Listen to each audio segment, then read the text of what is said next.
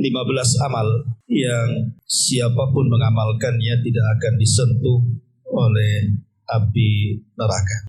Apa saja 15 amal itu? Tapi sebelumnya kita akan sedikit menggambarkan tentang neraka secara singkat, karena ini pernah kita bahas juga waktu kajian di Taman Raya. Kita hanya mengulas sedikit. Ma'asyiral muslimin yang dimuliakan Allah Subhanahu wa taala. Bicara soal neraka, maka bicara soal sesuatu yang gaib. Artinya butuh keimanan yang kuat. Karena sehebat apapun Al-Quran dan Sunnah menceritakan keganasan neraka, kalau keimanan kita kepada neraka itu lemah, maka tetap aja tidak yakin, nggak akan yakin. Bukti kurang yakinnya ya masih melakukan maksiat, padahal jelas maksiat itu salah satu sebab orang dimasukkan ke neraka. Artinya butuh keimanan yang kokoh, baru orang itu takut betul dengan neraka. Dan seluruh kaum muslimin menurut keyakinan ahli sunnah wal jamaah itu pasti akan melewati neraka. Semua kita pasti akan melewati neraka. Dan itu dijelaskan di dalam surah Maryam ayat 71, wa im minkum illa wariduha kana ala rabbika hatman maqdiyah. Dan tidak ada seorang pun dari kalian melainkan akan mendatangi neraka. Hal itu bagi Rabbmu adalah sebuah kemestian dan ketetapan yang jelas. Maksud bahwa kita akan melewati neraka itu karena antara padang mahsyar dengan sorga itu ada titian. Lah titian itu berada di atas jahanam. Nabi SAW mengatakan dalam sebuah hadis yang dikeluarkan Bukhari Muslim, yu'ta bil jisri fayaj'alu baina dhahrai jahannam. Akan didatangkan jembatan kemudian dibentangkan di permukaan neraka jahanam. Kemudian sahabat bertanya, wa mal jisru ya Rasulullah? Apa yang dimaksud jembatan yang dibentangkan di antara neraka jahanam itu? Maka Rasul mengatakan, madhadatun mazillatun alaihi khatatifu wa kalalib wa hasakah laha syaukatun ukaifa takunu bin najdi yuqalu laha sa'dan, kata Rasul. Kata Nabi SAW, jembatan itu teramat sangat licin dan menggelincirkan. Di atasnya terdapat besi-besi pengait dan kawat-kawat berduri yang ujung-ujungnya bengkok. Ia bagaikan berduri, bagaikan pohon yang berduri yang terdapat di Najd, dikenal dengan pohon Sa'dan, pohon yang banyak durinya. Dari sini kita tahu bahwa setiap orang itu akan melintasi neraka. Maksudnya di atas titian itu. Ma'asyiral muslimin yang dimuliakan Allah Subhanahu wa taala. Dan neraka sendiri definisinya adalah darun a'addallahu lil kuffar waliman asa minal muwahhidin. Jadi neraka itu definisinya adalah sebuah tempat yang diperuntukkan untuk orang-orang kafir dan ahli maksiat dari kalangan ahli tauhid. Saya ulangi, neraka itu adalah sebuah tempat yang diperuntukkan untuk orang-orang kafir dan ahli maksiat dari kalangan ahli tauhid. Berarti di sini kita tahu bahwa ada dua kelompok. Dari definisi ini ada dua kelompok yang masuk neraka. Kelompok pertama, kelompok yang dikekalkan apabila masuk tidak pernah keluar. Mereka lah orang-orang kafir. Dan kelompok yang kedua memungkinkan apabila mereka masuk ke dalam neraka ada kesempatan bisa keluar.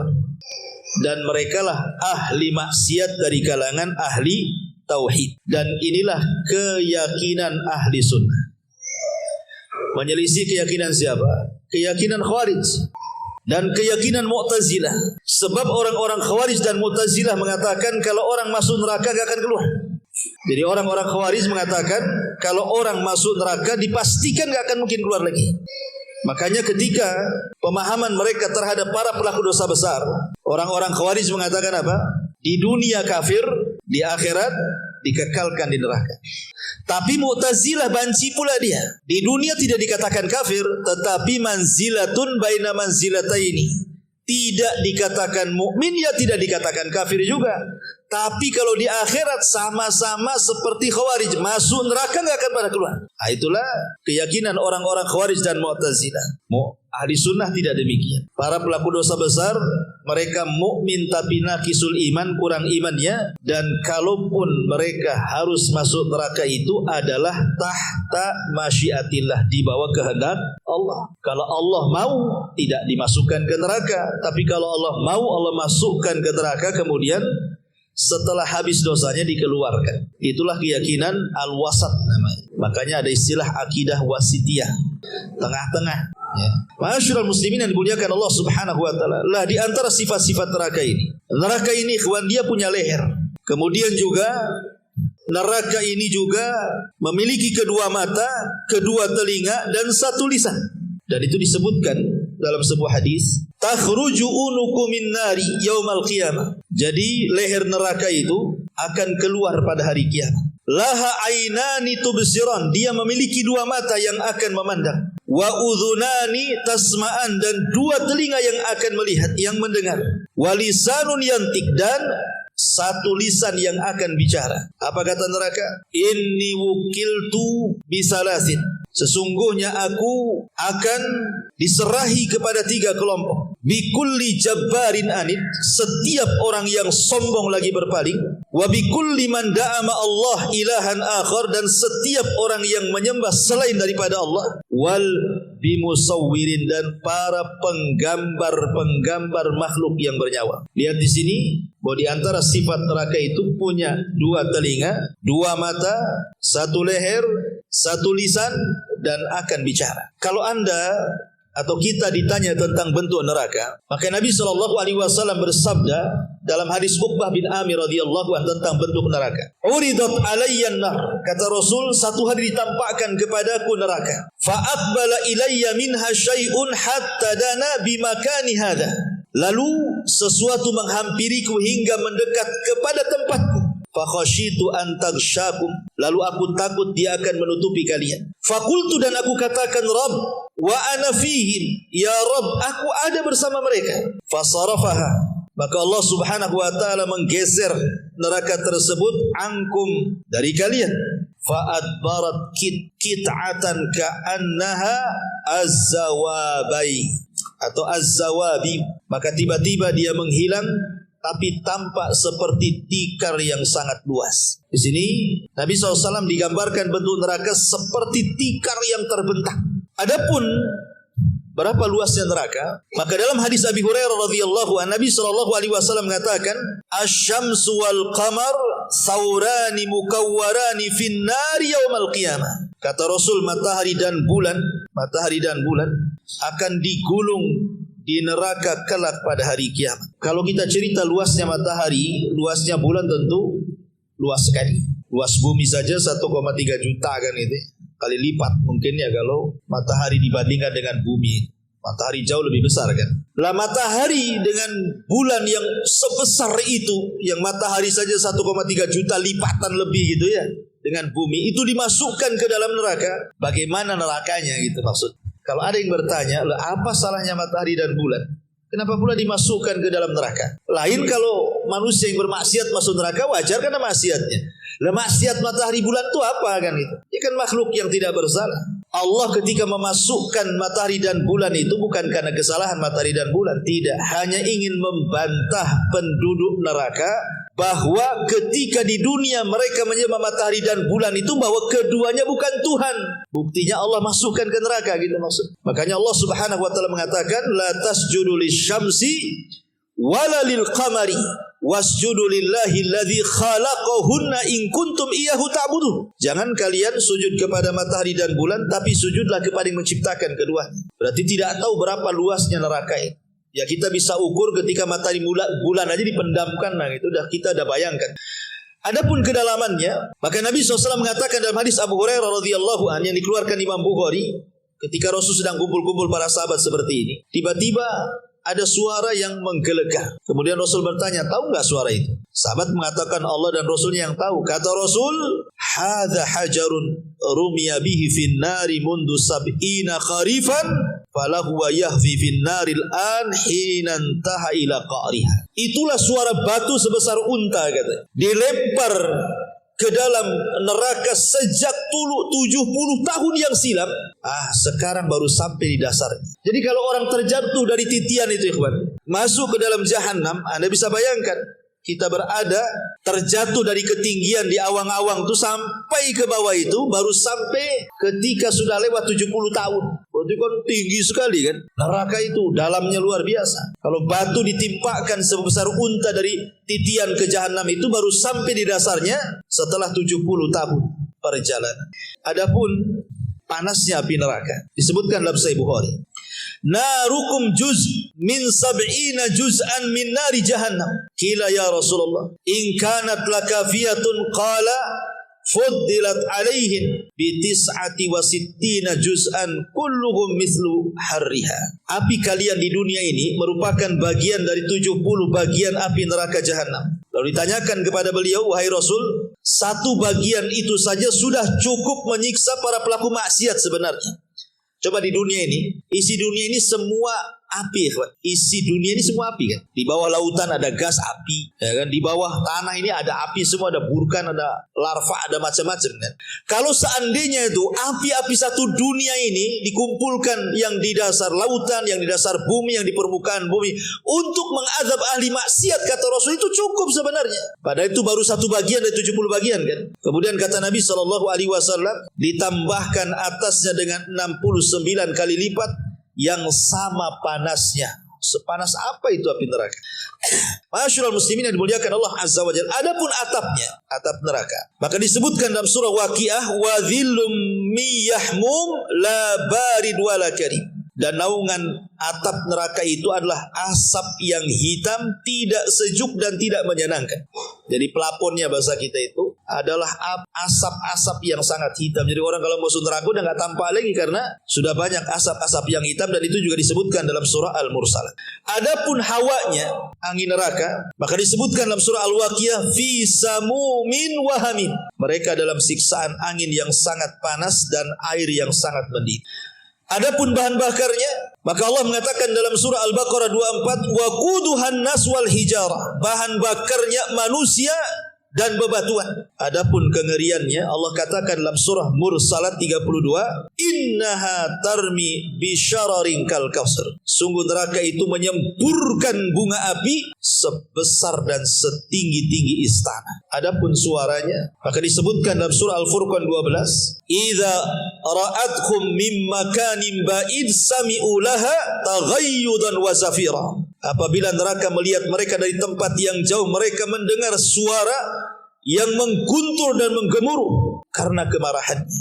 Adapun para penjaganya, neraka akan dijaga oleh para malaikat yang bersaf-saf. Tidak ada yang bisa keluar dari api neraka. Kullama aradu an yakhruju minha u'idu fiha. Setiap orang ingin kabur dari neraka, dihalau dimasukkan lagi, dihalau dimasukkan lagi.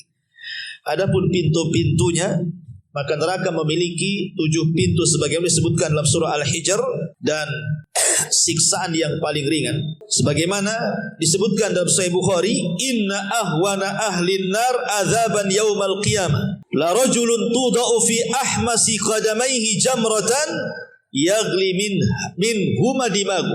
Sesungguhnya seringan-ringan siksa ahli neraka pada hari kiamat orang yang diletakkan bara api di bawah tumitnya namun mampu mendidihkan kepalanya. Nauzubillah. Ini gambaran neraka.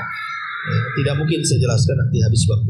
Kita masuk sekarang, kalau kita sudah tahu ngerinya seperti itu neraka. Makanya kenapa orang-orang yang berhasil keluar dari neraka dan masuk ke dalam surga itu sebuah keberuntungan dalam Quran. Faman zuhziya 'anil nar wa udkhilal jannah faqad faz. Siapapun yang dikeluarkan dari neraka dimasukkan ke dalam surga, itulah keberuntungan yang luar biasa. Dan semua kita senantiasa berlindung dalam setiap solat kita kan. Di akhir tasyahud kita disuruh berlindung dari jahannam kan. Allahumma inni a'udzubika min azabi jahannam wa min azabil qabri wa min fitnatil mahya wal mamat wa min syarri fitnati masihid dajjal. Setiap solat kita berlindung dari jahannam. Karena orang yang masuk jahannam itu tidak bisa dibayangkan. Bagaimana dibayangkan? Antum kalau di dunia ya, pernah dulunya senang, pernah jaya, tiba-tiba antum kere, jatuh miskin, jatuh susah, gulung tikar. Masih lah antum terbayangkan zaman-zaman sukses dulu kan? Masih nggak mungkin nggak terbayang. Masih terbayang. Kadang-kadang bercerita dengan kawan itu, aduh dulu saya itu kalau gini ya sebentar aja saya bangun. Sekarang ya tahulah lagi tumbang-tumbang ini kan. Itu di dunia ikhwan. Sekere apapun kalau dia pernah berhasil, masih kepikiran keberhasilan. Tapi kalau orang dicelupkan ke neraka, blank.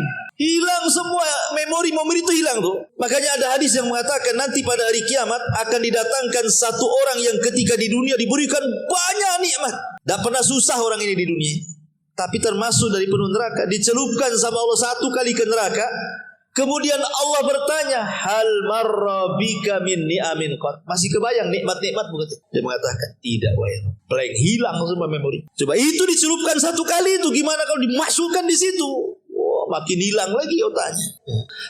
Ini menunjukkan bahwa makanya kenapa jangan coba-coba kemudian seperti orang-orang Yahudi yang mengatakan apa? Lan tamassana nar illa ayyamam ma'dudat. Kami walaupun harus masuk neraka kata orang Yahudi, paling 40 hari gitu. Habis itu kami keluarkan neraka masuk surga. Dia pikir betul-betul 40 hari dia dimasukkan. Itu kan klaim mereka saja. Oke lah 40 hari. Satu harinya kehidupan neraka kalau dibilang dengan kehidupan dunia itu sama dengan 1000 tahun. Kan Allah yang mengatakan inna yauman inda rabbika ka alfi sanatin mimma ta'udun. Satu hari kehidupan akhirat bila dibandingkan dengan kehidupan dunia ibarat 1000 tahun. Jadi kalau 40 hari ya kalikan saja kan begitu.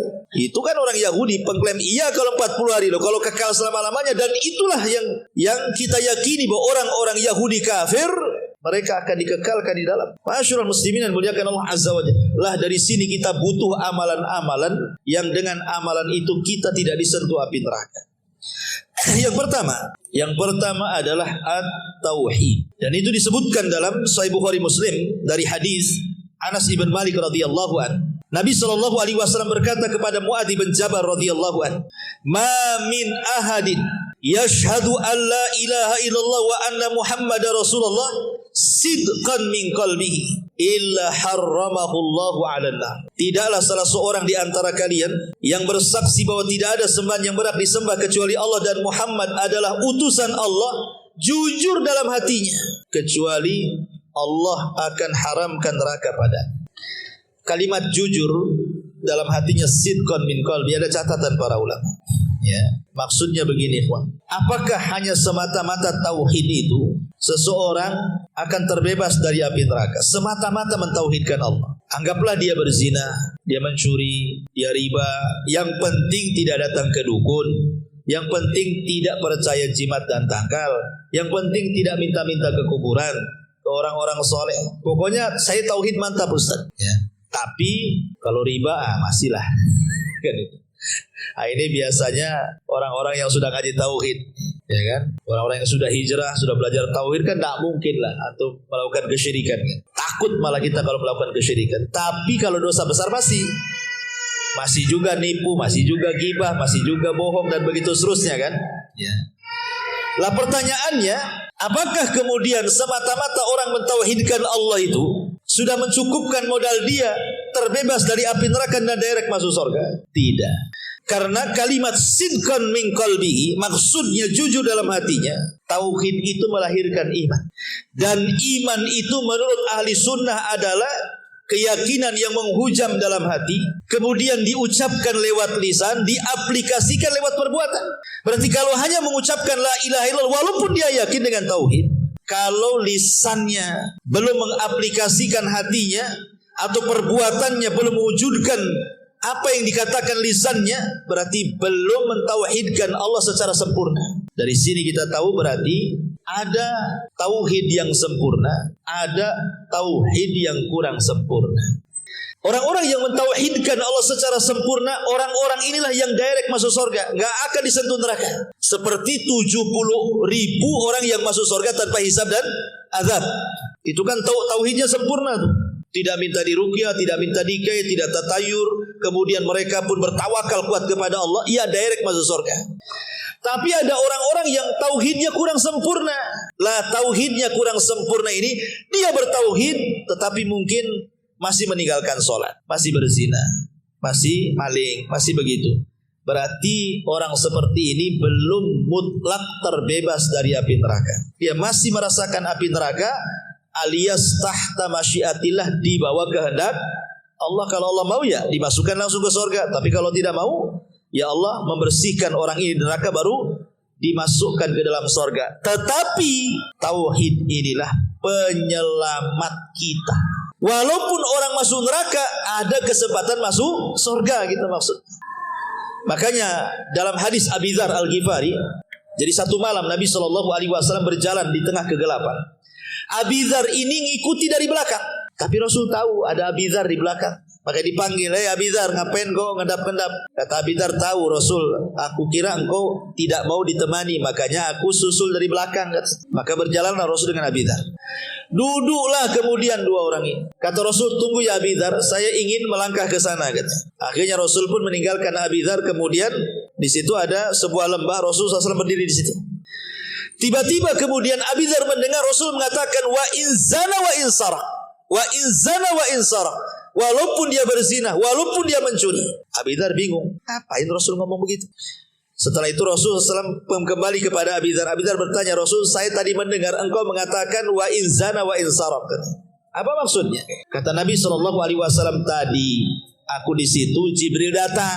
Kemudian Jibril mengatakan, siapa yang mengucapkan la ilaha illallah penuh dengan kejujuran dalam hatinya, dipastikan masuk surga. Maka aku katakan, wa in zana wa in sarak, walaupun dia berzina, walaupun dia mencuri, wahai Jibril. Kata Jibril, wa in zana wa in sarak, walaupun dia mencuri, walaupun dia berzina.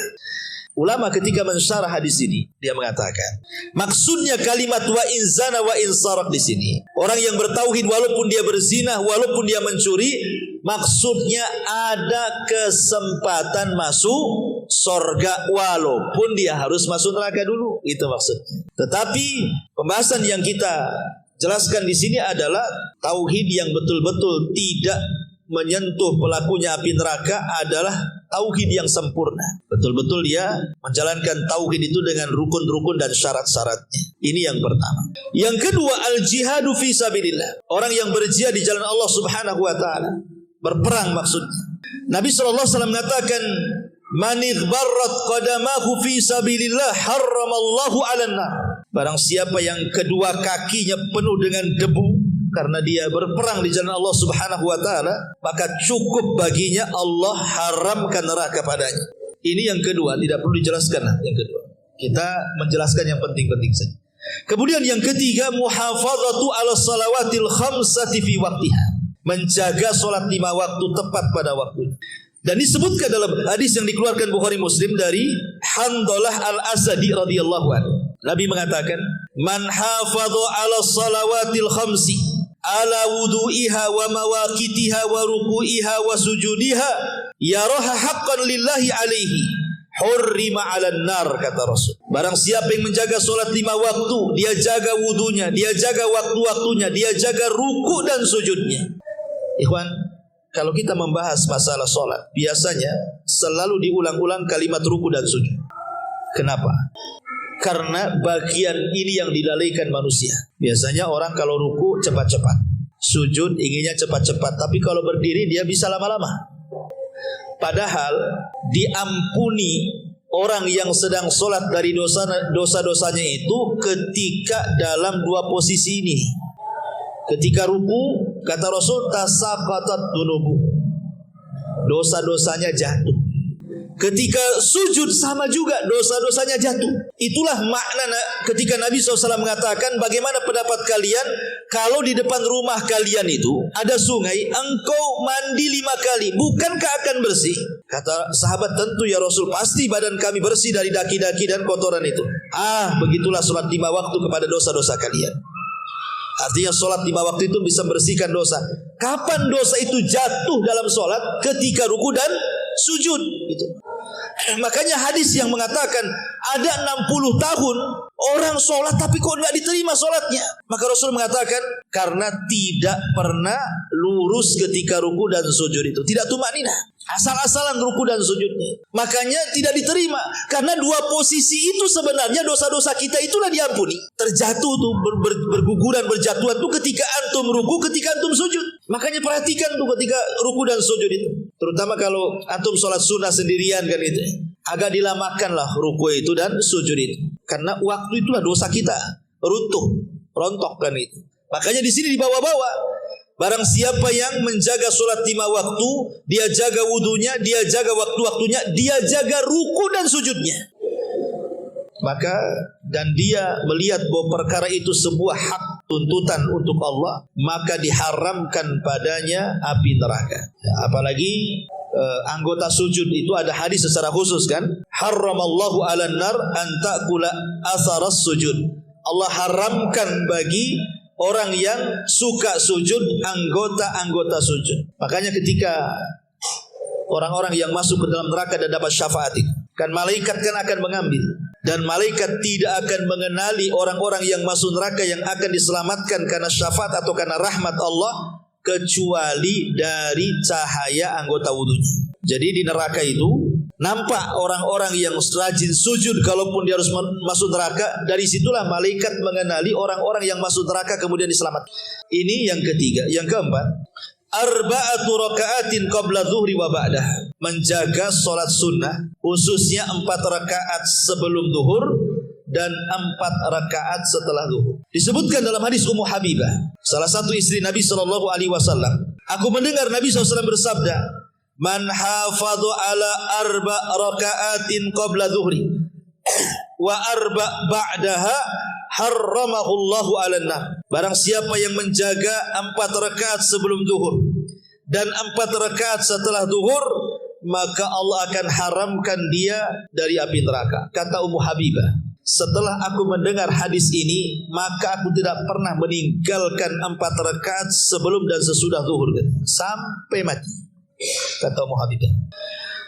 Makanya karena keutamaannya besar, sampai Asy-Syaikh Ibnu Utsaimin rahimahullahu taala ketika ditanya tentang hukum orang yang biasa melakukan qabliyah zuhur, tapi karena kesibukannya akhirnya dia luput tidak melaksanakan qabliyah zuhur. Umpamanya antum mengejar ke masjid, tahu-tahu sudah qomat, artinya kan tidak sempat qabliyah kan. Maka kata beliau, maka dia boleh mengqadha setelah zuhur. Jadi berapa rakaat? Ya 2 rakaat saja. Diqadha setelah zuhur 2 rakaat. Ditambah dengan 4 rakaat setelah zuhur berarti 6 rakaat. Itu maksudnya ya. Jadi kalau yang luput qabliyah zuhur, maka bisa diqadha setelah zuhur tambah 2 rakaat lagi. Kan setelah zuhur 4 rakaat, tambah 2 rakaat lagi katanya. Berarti jadi 6 rakaat, tetapi bukan 6 rakaat sekali salam, tentu 2 rakaat salam, 2 rakaat salam gitu maksudnya.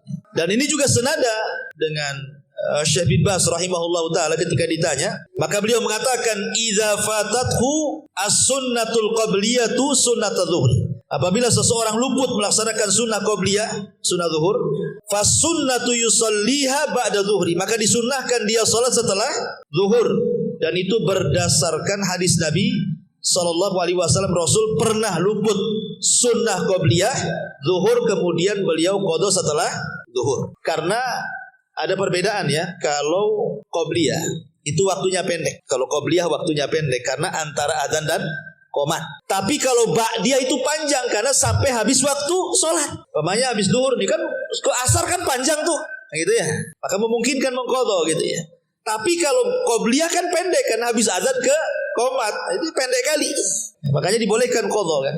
Ini yang keempat. Kemudian yang kelima, idrab takbiratul ihram arba'ina yauman mutataliyatan. Antum salat mendapatkan takbiratul ihram imam selama 40 hari berturut-turut. Selama 40 hari berturut-turut antum mendapatkan takbiratul ihram imam. Disebutkan dalam Sahih Al-Jami' yang disahihkan oleh Syekh Nasir Al-Albani, Nabi SAW mengatakan dari hadis Anas bin Malik radhiyallahu an, man shalla lillahi arba'ina yawman fi jama'atin yudrik takbiratul ula kutibat lahu bara'atun minnar wa bara'atun minan nifaq. Barang siapa yang salat karena Allah 40 hari dalam jamaah mendapatkan takbiratul ihram, maka akan dicatat 2 baro'ah. Apa baro'ah? Berlepas diri. 1 berlepas diri dari api neraka, dan 1 berlepas diri dari sifat nifak. 40 hari saja tapi berturut-turut. Makanya untung orang-orang yang mondok di pesantren di bertahun-tahun kan ya. Kita ini yang sudah di masyarakat ya mungkin 1 hari 5 waktu lah, jangan sampai luput dari takbiratul ihram aja enggak bisa. Mesti ada yang luput 1 ya kan. Coba kalau kita azamkan sajalah demi supaya kita tidak disentuh api neraka kan itu. 40 hari betul-betul antum fokus gitu ya. Sebelum qomat sudah ada gitu. Wah itu mantap ikhwan. Baik, kemudian yang keenam, muhafadzatu an salati subhi wal asri fi waqtiha, berusaha menjaga 2 salat wusta, subuh dan asar. Kata Nabi sallallahu alaihi wasallam, la yalijin nar man shalla qabla tulu'i syamsi wa qabla ghurubiha. Tidak akan disentuh api neraka orang yang menjaga salat sebelum terbit matahari artinya subuh, dan sebelum terbenam matahari artinya asar. Karena begini ikhwan, zuhur dan asar dan subuh ini adalah solat yang mendapatkan 2 pahala. Kalau yang lain 1 pahala, tapi khusus subuh dan asar itu dapat 2 pahala. Subuh dapat 2 pahala, asar dapat 2 pahala. Kalau zuhur 1 pahala, maghrib 1 pahala, isya 1 pahala. Tapi kalau zuhur 2, kalau subuh 2, kalau asar 2. Macam mana caranya? Nabi SAW mengatakan, yata'aqabuna fikumul malaikatul laili wa malaikatul nahar. Jadi setiap hari Allah tugaskan 2 malaikat pencatat kebaikan. Ada malaikat malam, ada malaikat siang tuh. Pertemuannya di 2 waktu ini. Jadi kalau malaikat siang, mereka hendak mencatat orang-orang yang baik di siang hari, turun di waktu subuh ketika manusia sedang sholat subuh. Dia catat si fulan sholat subuh. Kemudian sampai asar.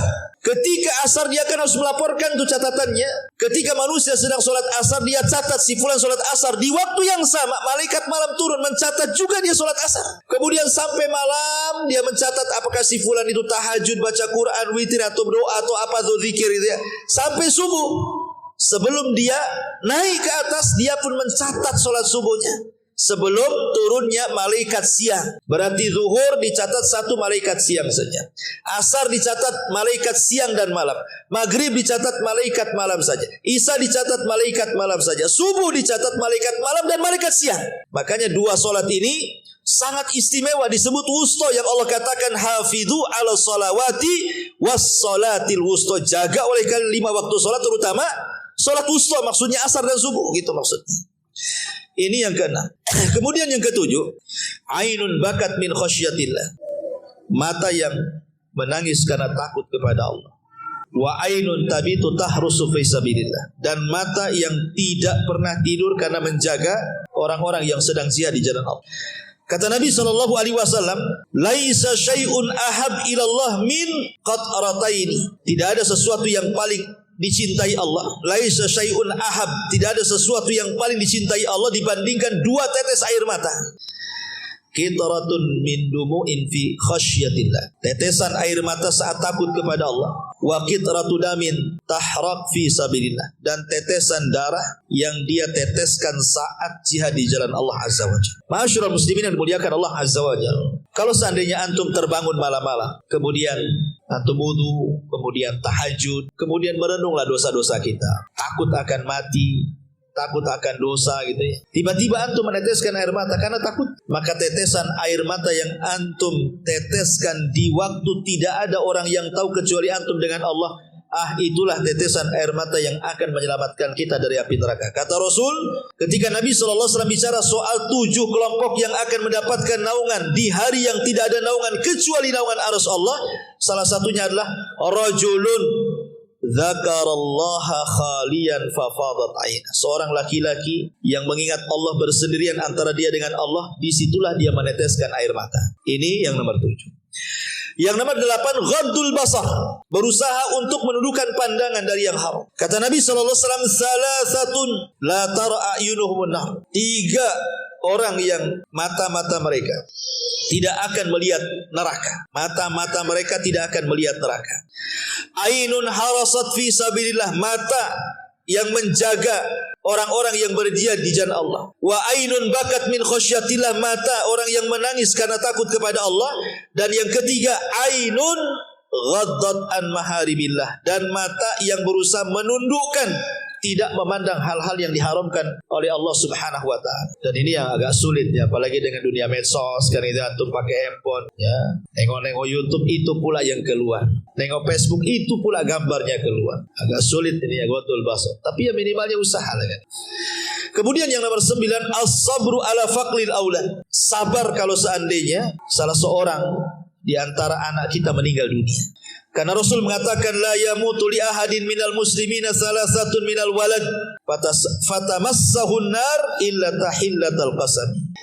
Apabila seseorang meninggal anak dari 3 anaknya, maka dia tidak akan disentuh api neraka kecuali hanya lewat saja di titian itu. Ya memang semua orang akan melewati titian kan, tapi dia tidak akan disentuh api neraka kalau dia sabar. Kalau anaknya sabar, karena salah satu kesabaran tingkat tinggi dalam musibah itu apabila si buah hati itu meninggal dunia. Kalau orang tua meninggal dunia ya musibah juga, tetapi kan paling beberapa hari sudah hilang sedihnya kan. Kalau istri antum meninggal, memang itu yang mau dimaukan antum biar bisa kawin lagi kan. Begitu juga suami kalau meninggal, itu yang Anda doakan kapan suami meninggal. Dolim kali dia sama saya gitu. Artinya okelah dia yang dicintai kita, ya setahun 2 tahun bisa lah kan. Itu yang mungkin hatinya lembut. Ada yang sebentar aja gak peduli. Tapi kalau anak meninggal, preman-preman pun yang jahat, kalau anaknya meninggal tuh nangis sih, ya. Makanya karena musibah meninggal anak itu luar biasa. Dan ini pernah dialami Nabi. Semua anak-anak Nabi itu meninggal, Nabi masih hidup kecuali Fatimah. Yang paling menyedihkan Rasul itu saat kematian Ibrahim itu. Karena itu putra terakhir beliau, dan meninggal saat Rasul sudah usianya sepuh, sudah mau meninggal juga gitu ya, periode Madinah. Jadi saking senangnya Rasul sudah tua, tahu-tahu punya anak laki-laki, Ibrahim kan senang tuh, tiba-tiba meninggal. Ya tentu, kenapa Nabi tidak boleh ada anak laki-laki? Itu sudah takdir Allah kan, karena biasanya kalau Nabi punya anak jadi Nabi, itu masalahnya. Sementara tidak ada Nabi setelah Nabi kan itu. Kalau Nabi punya anak laki-laki nanti jadi Nabi. Makanya lihat Nabi Daud punya anak Sulaiman jadi Nabi. Nabi Ibrahim punya Ishak, Ismail, dua-duanya jadi Nabi kan itu ya. Kemudian Nabi Adam punya anak Sis jadi Nabi. Jadi makanya kenapa Rasul itu tidak punya putra laki-laki, semua diwafatkan. Karena salah satu hikmahnya seperti itu. Kemudian yang kedua, dikhawatirkan hulu ekstrim nanti. Oh, sama cucunya Nabi aja dari Fatimah itu. Orang sampai nyembah orang-orang Syiah itu sama Hasan Husain kan. Apalagi anak Nabi lagi kan gitu. Maka disembah lagi lah. Jadi Nabi SAW saat kematian Ibrahim itu sedih mendalam. Sampai dia nangis 3 hari. Abdurrahman ibn Auf ini bertanya kepada Rasul, engkau kan yang melarang niyah, tidak boleh menangis ketika kematian. Kata Rasulullah, ya Abdurrahman, ini tangisan rahmat bukan niyah. Bagaimana aku tidak nangis, kata Rasul. Innal aina latadma wa innal qalba latahzan wa inna bi firaqika ya Ibrahim lamahzunun. Yang namanya mata itu bisa meneteskan air mata, wahai Abdurrahman. Namanya hati itu bisa terenyuh dengan kematian Ibrahim. Dan perpisahan aku dengan Ibrahim itu memang cukup melelahkan, menyesakkan dada. Ini air mata rahmat. Tidak apa-apa, bapak sayang dengan anak, wajar kan itu. Jadi yang dibolehkan nangis itu maksudnya nangis karena sayang, bukan menolak takdir gitu ya. Kenapa anak satu-satunya kok ambil pula ya Allah? Nanti siapa yang warisi warisan saya itu? Menolak takdir itu. Nanti kalau sudah besar siapa yang merawat saya? Kalau sudah tua saya gak punya anak, Allah yang merawat insya Allah ya.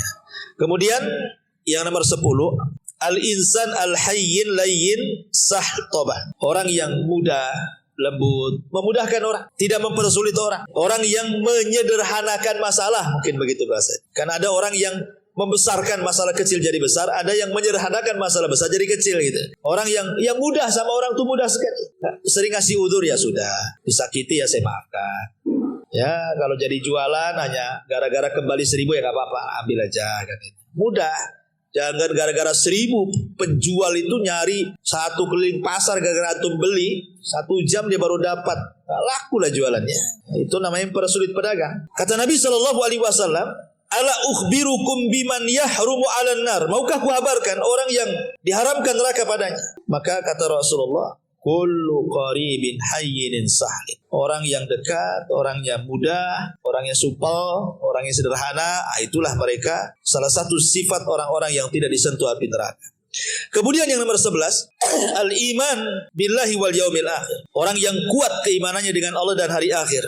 Kuat keimanannya dengan kematian, dan itu juga disebutkan di dalam Quran. Allah Subhanahu wa taala mengatakan alladzina yaquluna rabbana innana amanna faghfir lana dzunubana wa qina adzabannar ila akhiril ayat.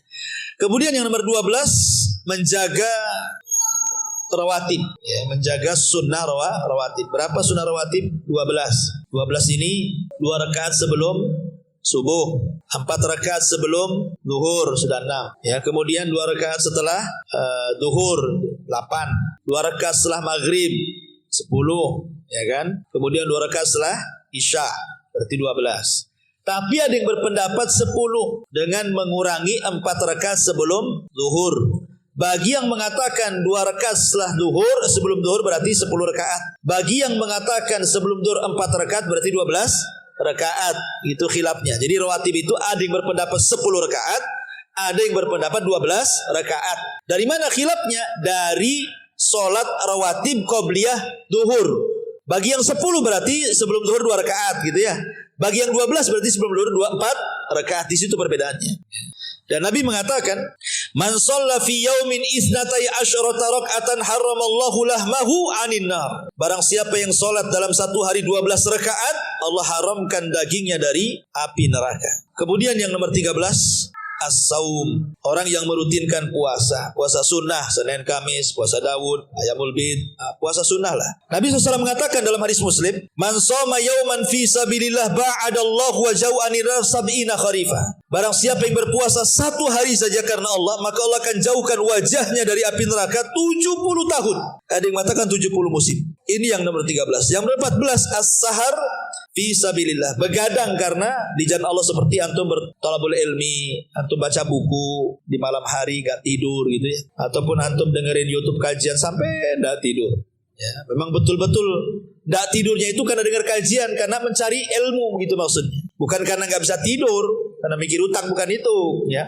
Maksudnya ya betul-betul antum menyengajakan malam-malam tidak tidur itu untuk murojaah, ya, maka itu namanya as-sar fi sabilillah ya. Kata Nabi SAW, hurrimat ainun 'alan nar sahirat fi sabilillah. Diharamkan mata-mata dari api neraka orang yang terjaga karena di jalan Allah Subhanahu wa taala. Karena dan di jalan Allah salah satunya thalabul ilmi.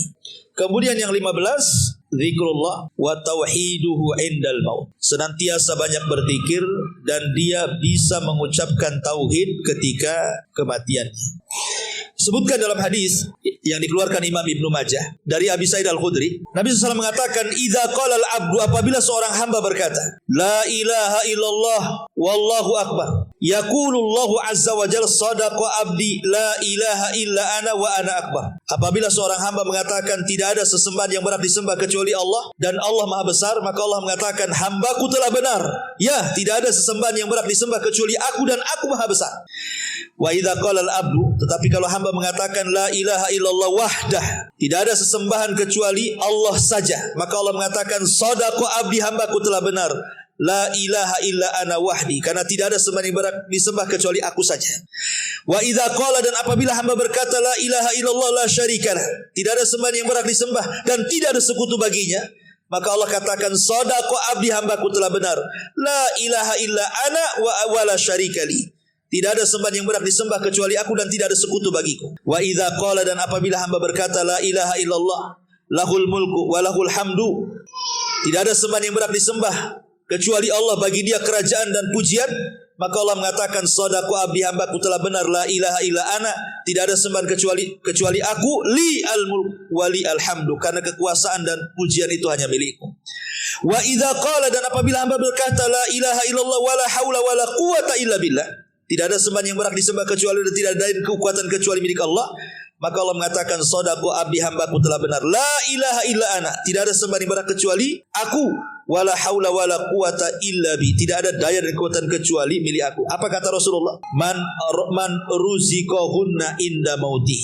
Siapa yang salah satu lafaz-lafaz ini antum baca, berhasil antum baca sebelum matinya, ketika antum sedang sakaratul maut, lam tamassahun nar, maka antum tidak akan disentuh api neraka. Ya, dari lafaz-lafaz ini. Entah antum membaca la ilaha illallah Allahu akbar kemudian mati, atau antum membaca la ilaha illallah wahdah, atau antum membaca la ilaha illallah syarikalah, atau antum membaca la ilaha illallah lahul mulku walahul hamdu, atau antum membaca la ilaha illallah haula wala quwata illa billah. Pokoknya dari bacaan-bacaan ini, kemudian Allah takdirkan meninggal antum di atas bacaan ini, maka Rasul mengatakan dia tidak akan disentuh api neraka. Artinya mati di atas tauhid, itu maksudnya ya. Inilah 15 amalan yang disebutkan para ulama, dan kita tidak akan disentuh api neraka. Tapi ada sebaliknya. Sebaliknya itu justru dia tidak akan disentuh surga. Siapa mereka? Satu, orang musyrik tidak akan disentuh surga. Orang musyrik masuk neraka kekal di dalam. Lain asyrakta la yahbatanna amaluka wa la takunanna minal khasirin. Innallaha la yusyrik innallaha la yaghfiru an yushraka bihi wa yaghfiru ma duna dzalika liman yasha. Wa man yusyrik billahi faqad harramallahu alaihil jannah. Dan banyak hadis-hadis ayat-ayatnya. Siapa yang melakukan kesyirikan haram padanya surga.